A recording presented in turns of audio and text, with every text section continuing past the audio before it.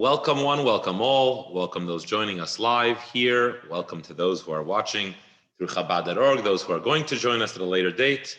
Welcome and Mazel Tov, as we have arrived at this milestone, concluding the 12th book of the Rambam, and 13th book of the Rambam, and venturing forth into the final, the 14th book, the book of Shoftim.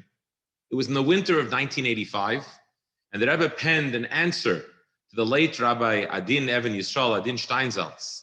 And he said, and I quote, Betach marish al derech harambam. Certainly you're making a lot of noise and a tumult about the upcoming conclusion of the second cycle of the Rambam. And kachol sheyaref Yosef, and as much noise and as a big a tumult as you make, ein chashash klal hamasim leiras harambam shestarachlias b'derech hamtzais. Don't worry, we know the Rambam said that a Jew should always take the middle road. But as much noise as you're going to make, don't worry about it.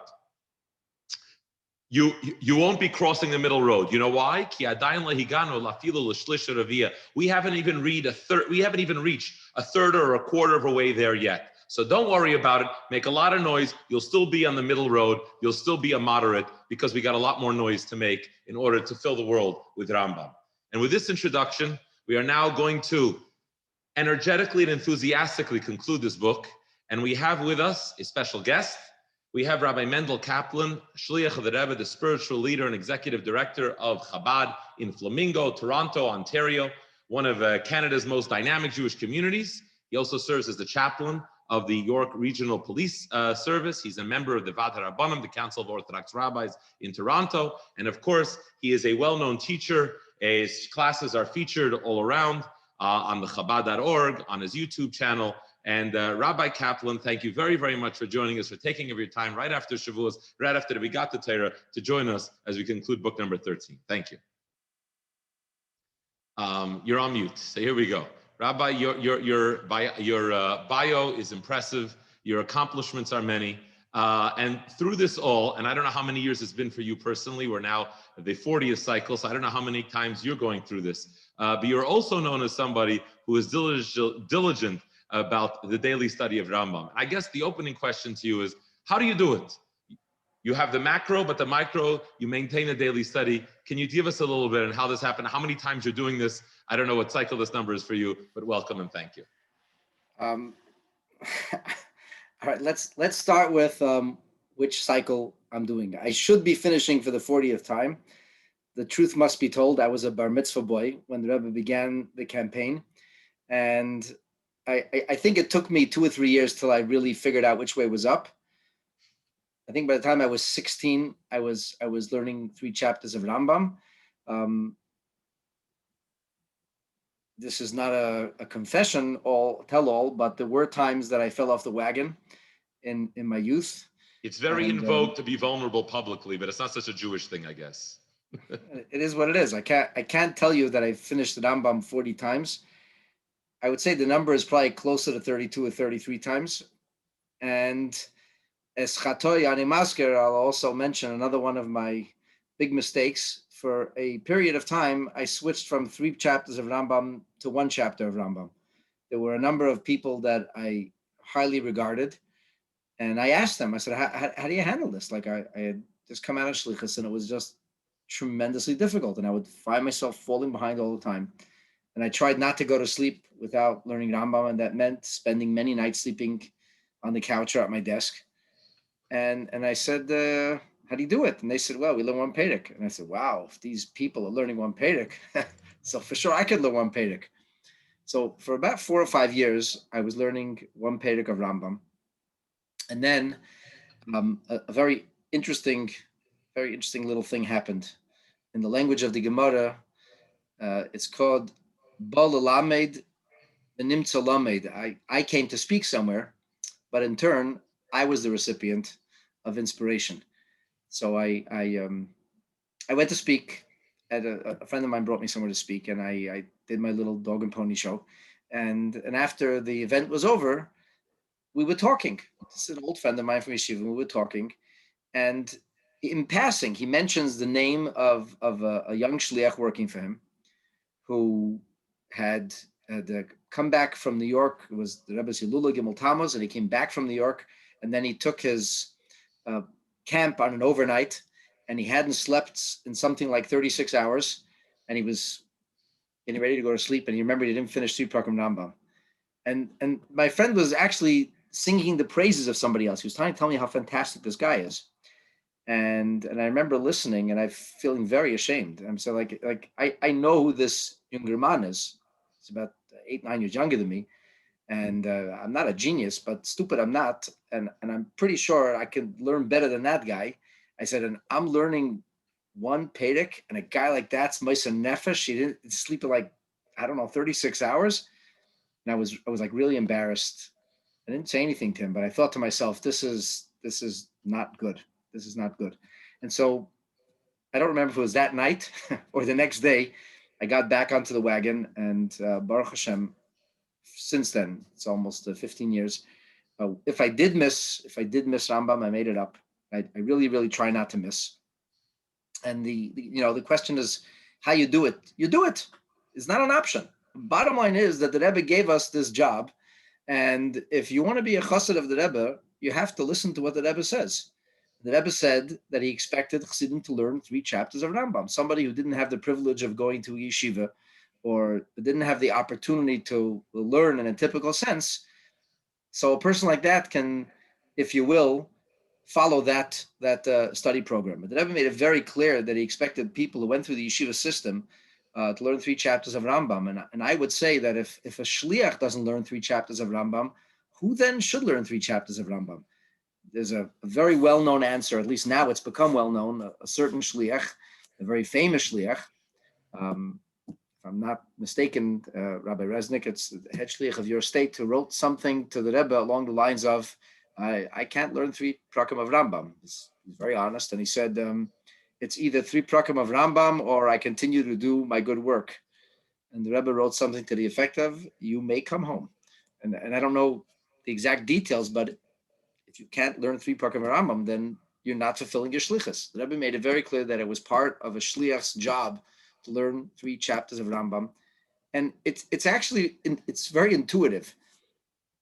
What we do when you have the privilege to be a shliach, what you do really is not along the lines of your wherewithal or talent or ability.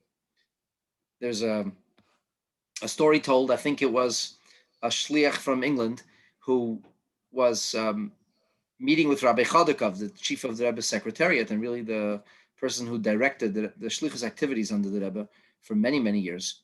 And this person, this younger man, was being told that the Rebbe expected him to take on an added responsibility. And he said to Rabbi Chodakov, with all due respect, I'm at the max. I actually can't do any more. It'll break the camel's back. So I have to decline. And Rabbi Chodakov purportedly gave him a very sharp look, and he said to him, younger man, do you think that which you've accomplished till now is with your keiches, with your abilities? So if we believe in the institution of shlichus, and I certainly believe in it, and you know that what you're doing is not by virtue of your own ability, but it's the koyach HaMishalech, it's because you have the privilege of representing the Rebbe, you can't be mekusher, you can't be bound to the Rebbe, you can't be receiving or attaching yourself to an iCloud and kind of linking into storage that your device doesn't have, but you're remotely linking in if you don't have the password. And the password or the codes change on a daily basis. Learning Rambam is the basics. So if you're not learning Rambam, then you're not doing what the Rebbe wanted. And if you're not doing what the Rebbe wanted, well, then how do you expect to attach yourself to that iCloud? So there really is not an option. I don't know how we learn through Prakim Rambam. It's a very, very difficult thing to do. And I think so we're not just talking to the shluchim here. I mean, so we're actually happen to be opening a new book, which is actually probably one of the easiest books to study. But I mean, you obviously are a well-known scholar and a Rosh Hashiva of sorts, but not everybody can understand all the details. And here we are, people who are trying to cover 3 chapters of Rambam a day. Do you really study? I mean, none of us really understand everything. We all have questions as we study. To what degree? I actually more or less do study most of the Rambam. And today there are a number of works that enable everybody to study Rambam. That is God's honest truth.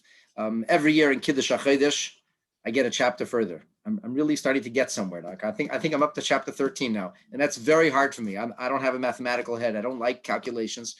It's torture for me. But every year I'm pushing it forward a little, and there are some of the litigation continues to throw me off, especially when it's dealing with like ribis and. But for the most part, I am learning Rambam. You have the Rambam that came out from Eretz Yisrael, which is very good with tremendous diagrams.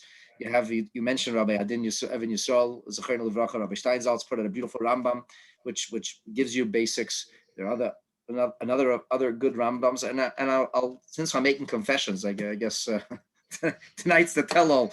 Something about you, Rabbi Resnick, you bring it out of people.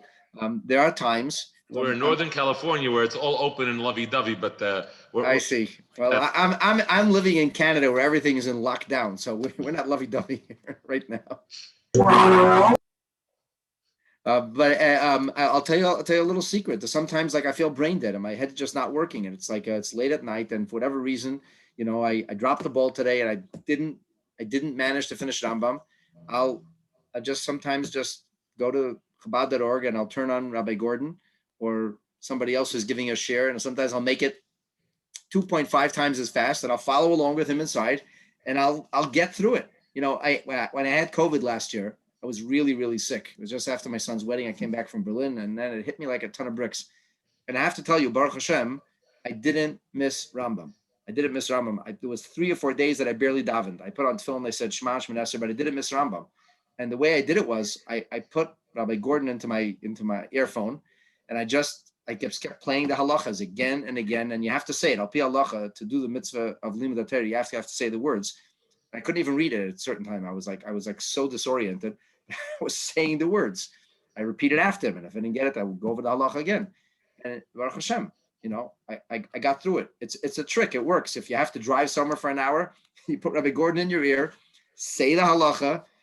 Some of the jokes are a little corny, but he's still humorous and he's entertaining, and you can get through this and you can do it. It doesn't matter how hard it is. It's not an option. We need to be Mekusher. We need to be bound to the Rebbe. This is the only thing that a chassid could do every day of his life that it directly links him and impacts his kashrus. And this is not a Zoom for bringing about his kashrus, but I'm going to assume that everybody who's watching either values our spiritual bond with the Rebbe or wants to value it or wants to feel connected and feel close. And there's just no other way, Raleigh. Like this is it. Like there's this, in Israel, they say, Ein breira. There's no option. There is no choice. There simply is no choice. I had some reparative surgery a couple of weeks ago, and I was taking this crazy painkiller stuff. I was really like in orbit. But good old Rabbi Gordon saved the day. I just put him in my ear, and I just kept saying the words again. And I might not have understood all the halachas, but it can be done. It can be done. It must be done. There is simply no option. Thank you. So on that note, we'd like to honor you, Rabbi Kaplan, with please concluding for us the 13th book of the Rambam. I think this might be one of the only books of the Rambam doesn't give us an actual long Musar shmooze at the end. But maybe you can give us some insight here as we are going to now conclude. It'll be on the board for everyone to be able to see. It's shared over here. And please conclude the 13th book for us. So actually, I teach the book of mitzvahs every single day in my shul, Beis Chabad, and I try to teach it well. And I a number of years ago, I recorded all the Sefer mitzvahs teaching. Now I'm embarrassed and ashamed because I realize how stupid I was 5 or 6 years ago. And probably in 5 or 6 years, I'll be amazed at what I learned and how dumb I am now. But I do try to make a siyum in the time of Sefer Mitzvahs when I'm actually teaching the Rambam. And I did make a siyum on this already. And I have to tell you, because I made a siyum on it already, and because it was on Yom Tov, and there's a lot of time to fill between Mincha, and you can't do anything till the second of the other. So I did a little research, and I discovered something which I didn't know before. Something very interesting, and it directly dovetails into what you mentioned. Can we please put on, we can see, please put on the halacha there. Please stop moving the screen. Thank you. Sorry. So the Rambam doesn't give us a long ethical speech, but he does choose to end on what seems to be a very positive note. And I always thought that this was just the Rambam invoking his poetic license to finish a Sefer on a positive note. But as I'll share with you, What I found out was, in fact, that's not the case. This is part of a halacha. At least that's the way some of the greatest sages learned it. And this is how it goes. When you have a situation where minors are poised to inherit wealth, be it residuals or property, we would have two instances in which the minor's rights would have to be protected. The first instance would be that there are some siblings who are majors and some siblings who are minors. And people will say, well, the big brother will take care of the little brother. Yeah, said nobody who's ever involved in the real world, because I've watched many families torn apart over inheritance. And when it comes to money, all bets are off. And especially when people are inheriting money, you're always going to be in a dangerous place. And somebody has to be there to protect the rights of the minors. So the Rambam says it's the job of the Beth Din to appoint an apotropos, which is a Greek word, and it means a caretaker, somebody who's going to protect the rights of the minors. Another instance would be if God forbid, somebody dies and leaves small children.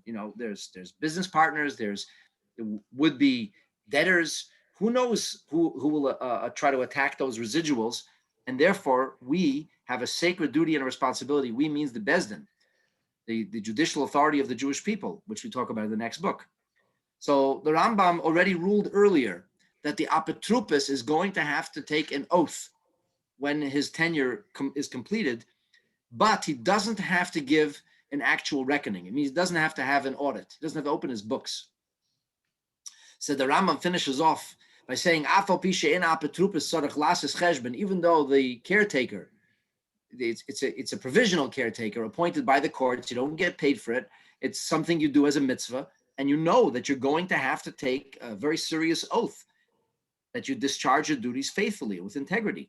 So even though the apotropos doesn't have to show them his books, he doesn't have to explain expenditures and show them a balance and loss sheet. If he says he invested the money to the best of his ability, we have to take his word at that. If he says he spent money in order to protect the rights of the minors, we have to take his word at that. Kamesha Biarno, as the Rambam already explained earlier.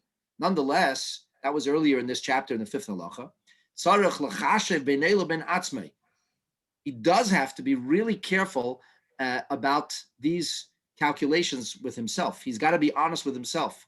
He has to be very exacting, very precise. To be very careful. Harbe, the Rambam uses the word harbe, which means very.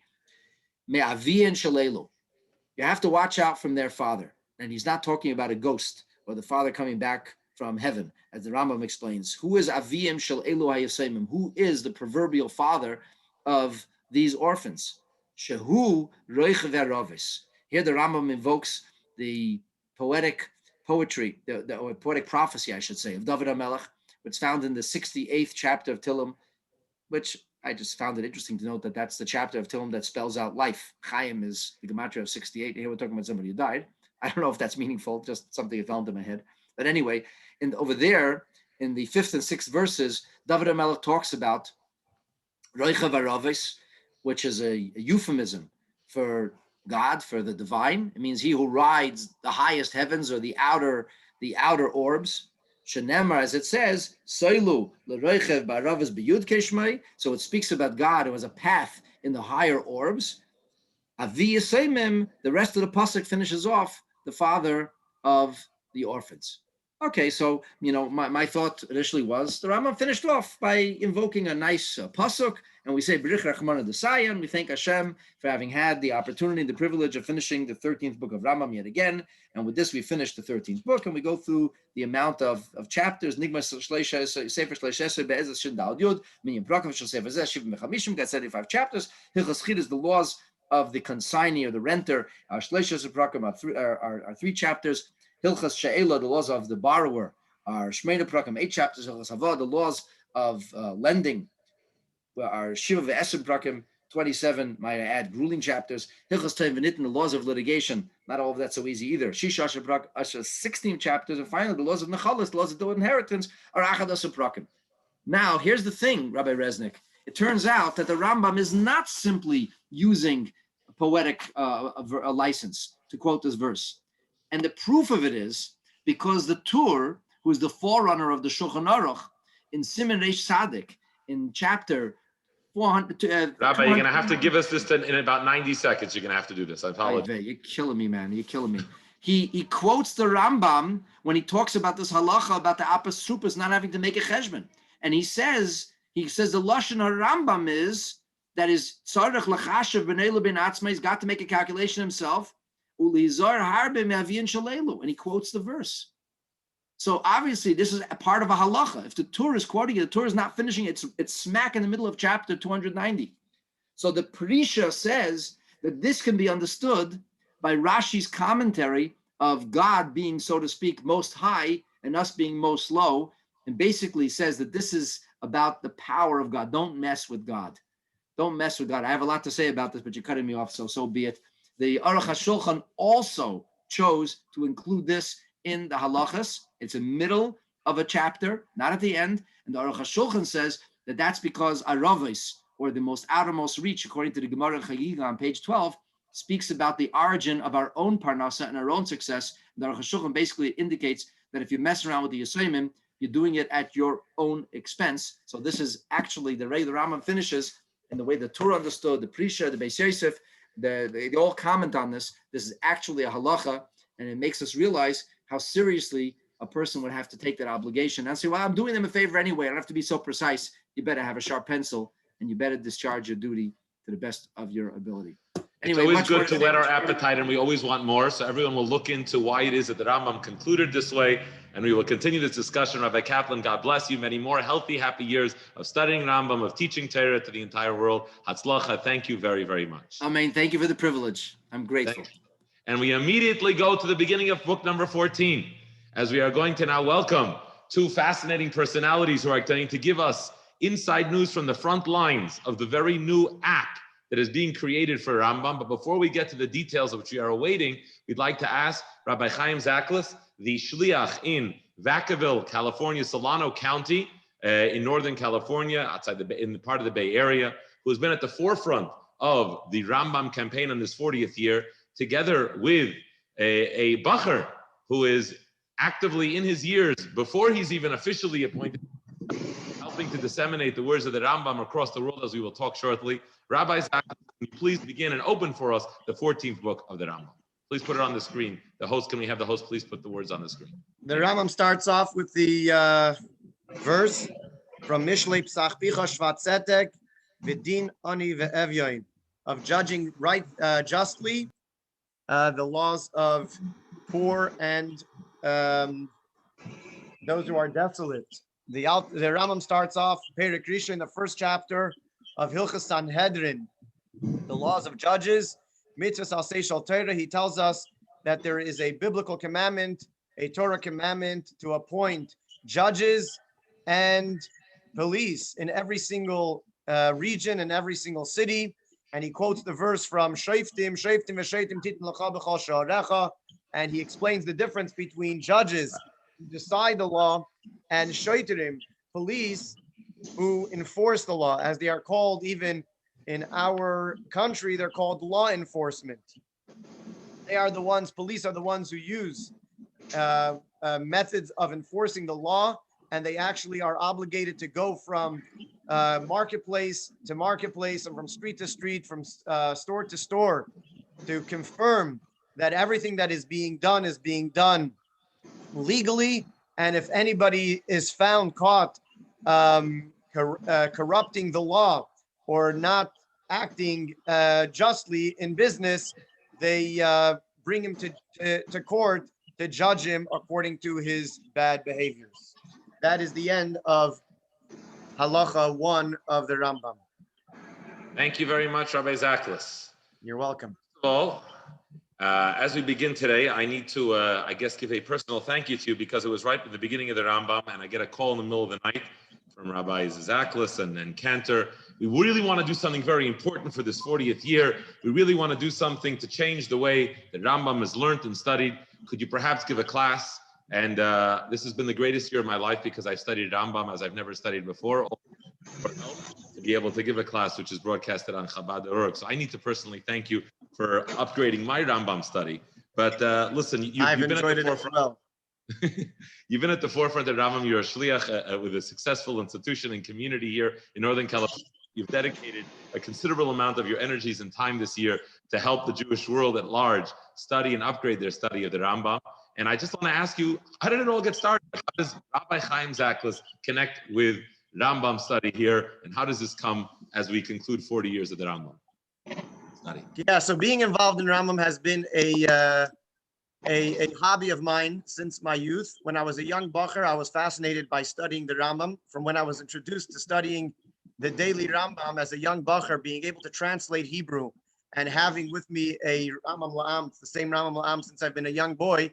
It's been always a pleasure studying Rambam, because whereas studying in yeshiva, you're always studying complex topics of Talmud, not presented necessarily in the most organized form. I've been fascinated in the Rambam's is giving you a bird's eye view and a comprehensive buildup of every topic in Judaism.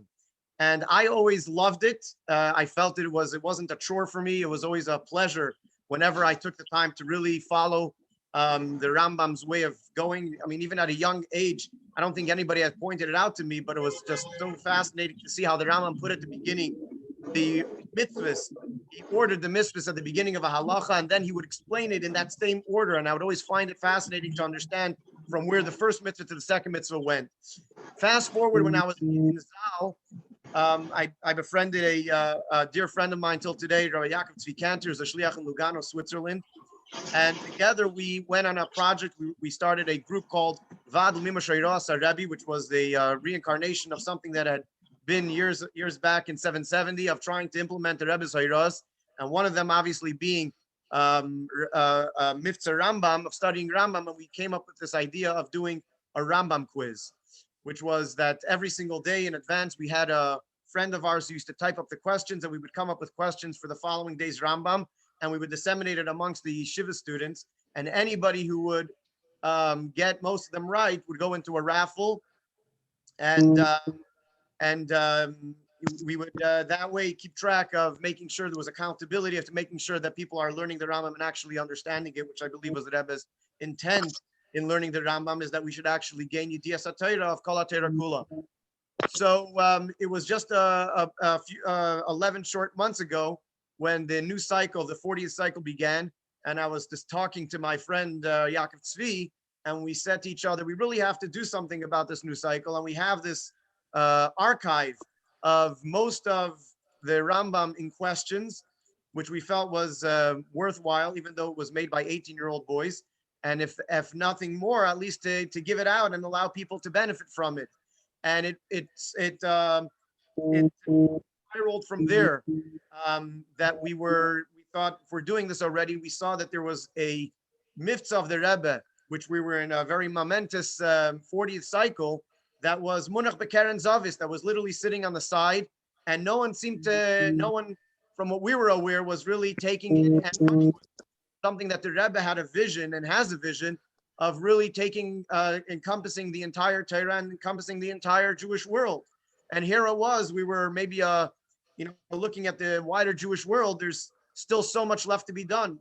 Bika Matzo V'Gada Bageder, we found area of something left to be done. So we decided to go on a grassroots effort, so to speak, and try to do whatever we can in encouraging and growing the ability of learning Rambam to most people.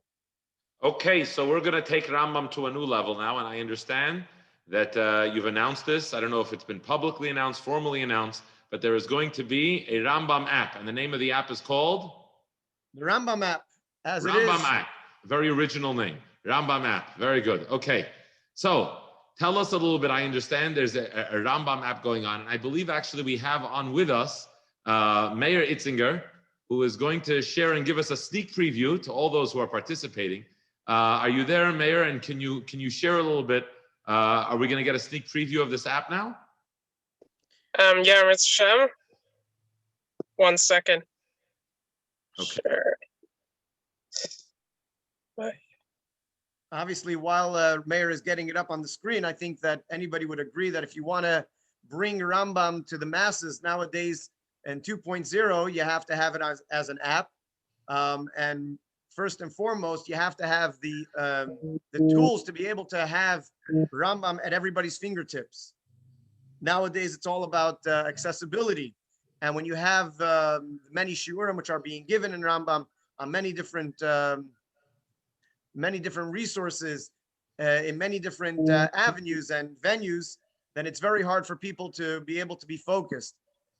While this was going on, Meir, whenever you're ready, you can start. So let's take us through this, Rabbi Zaklos. So Yes. what is this app going to have on it? Well, first and foremost, Put it up, put it on. What is it going to have?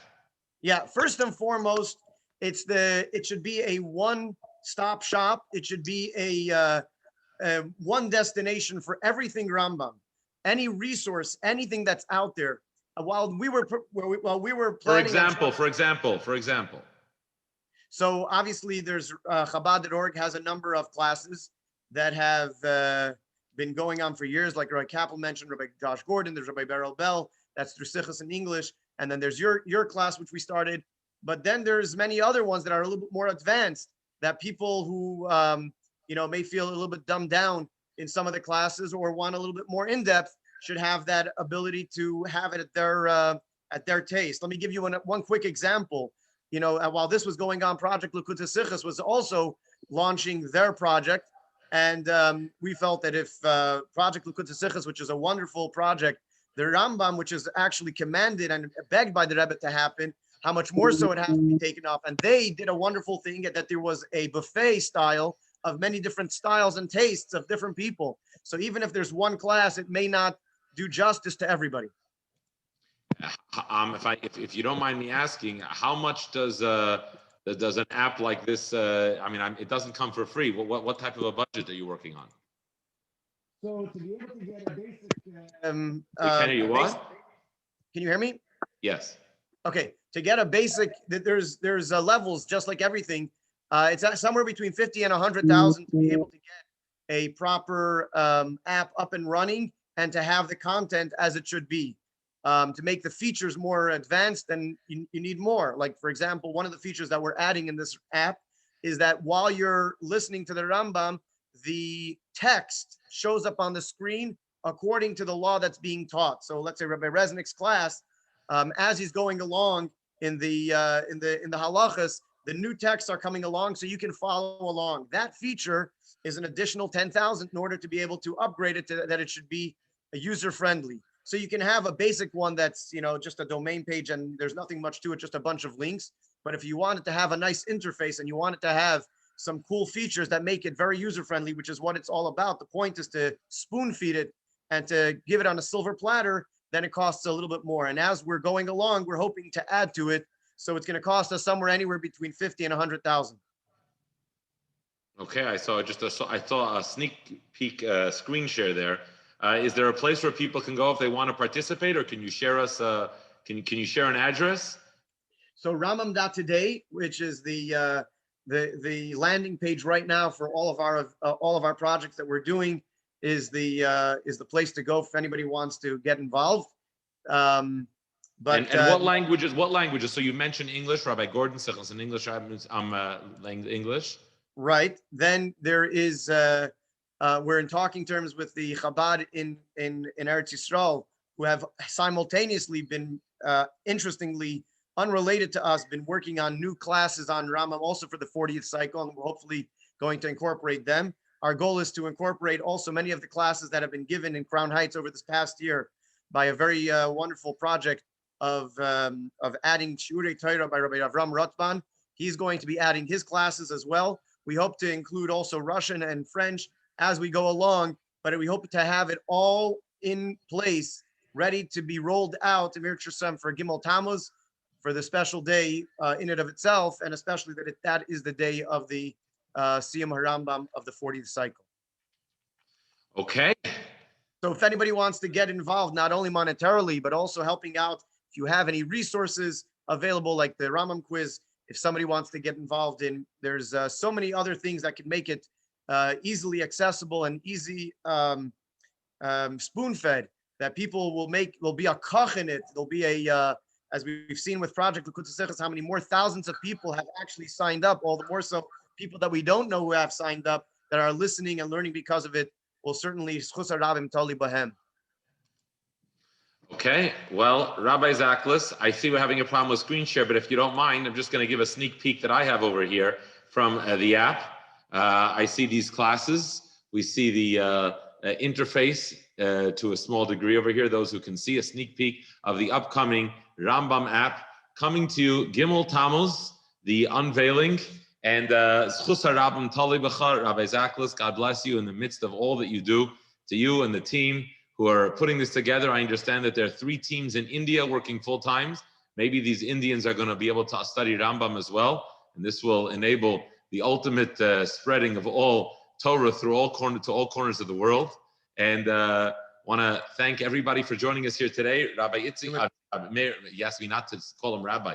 Meir Simcha Itzinger, thank you very much for being on. For all I should probably mention Rabbi Shlomi Greenwald, who gave us seed money to start this project, and he definitely was a jump start to this project. But there's still definitely more work to be done, both in the financial end and in the boots on the ground and making this project a reality in the next 4 weeks. Questions are coming in about Spanish, about other languages. God should help that we should include all the languages, and we should ultimately witness the fulfillment of the prophecy that we are all awaiting on Gimel Tammuz. We are going to read about the coming of Mashiach for the 40th time. What an appropriate time for this app, for Mashiach to come, for us to conclude 40th year all together with the Rebbe at our Siyum. I want to thank everybody so much. Rabbi Zaklos is behind the scenes of many of these programs, one of the silent heroes of the dissemination of the study of Rambam throughout. Thank you all for joining us, and we do look forward for the Gala Grand Siyum on Gimel Tammuz. Please, we'll continue, we'll study. This is an easy book. There's so much to study. It's an enjoyable book to study as we begin and now make our way through the 14th book of the Rambam. Hatzlacha. Thank you, Rabbi Slipsker, and all the others who are missing, and I can't remember right now. Rabbi Cantor, thank you. God bless you all. Thank you all for joining us. Hatzlacha Rabba. We will see you in a few weeks' time.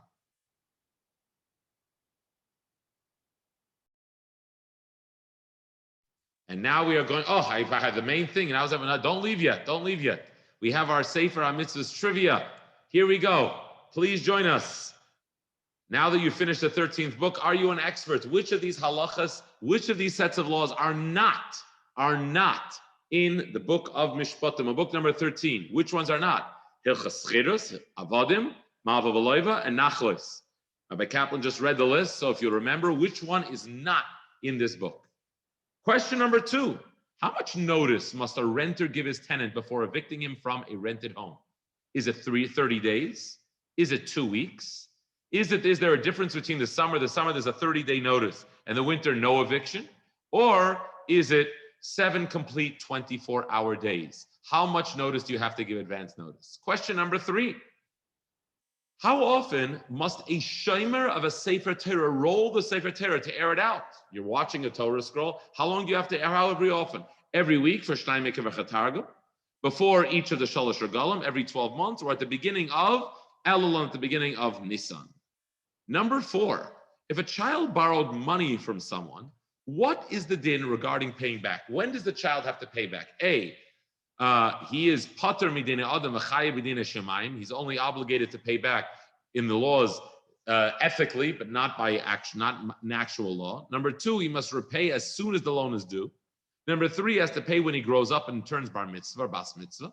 Or he is entirely exempt, and the lender should have known not to lend him to a money. Don't lend money to a minor. Okay. Number 5, if 3 people are owed money from the same person, may one of them make the claim and the other 2 serve as witnesses, aid him? Number 1, it's recommended to do so because it says in the pasuk, you should do that which is upright and just and proper. Or it's forbidden to do so because the Torah says, stay away from anything that could appear and have as to be false. Number 3 is permitted in Israel, but forbidden out of Israel. And number 4, none of the above. And now we come to question number 6. The last weekday Fabrengen, which included an explanation of Meir and Rambam, on Perek Beis of Hilchas Tayin V'Nitan was on, I don't know who would know this one, Bav Tishrei 5748, Yutes Kislev 5748, Yud Shvat 5748, or 15 Shvat 5748, if you know in the last weekday Fabrengen to include a beer of the Rambam. Number 7. Why is Hashem described as Roichev Aravas at the end of Hilchos Nachlas? Those who are listening to the Siyum might be able to catch this. Number 1, to hint that the orphan's caretaker has to buy them 2 Aravas on Sukkot. Number 2, Aravas means plains. It hints at a Torah that's given in the desert. Arava, number 3, Aravas is one of the 7 heavens, which contains the dew for Tchias HaMesim, including the father of the orphans. And number 4, Aravas can be read Arbus, which hints to the joint responsibility of orphans and the caretaker to them. Okay, number 8, who is given the unusual title of Tzaddik in this Sefer, in this book? Who is given the title of Tzaddik? Moshe, Avram, David, or Yaakov?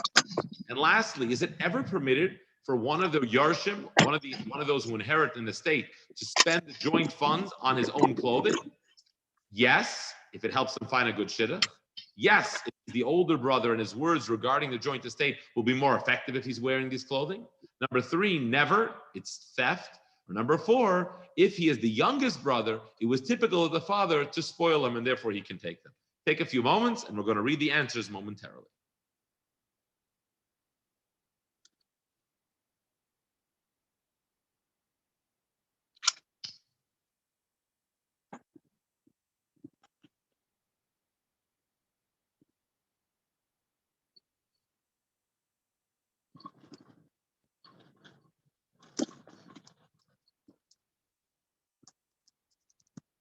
Okay, here we go. We're going to now give the answers. Can we please put the test down and we're going to give the answers. Okay.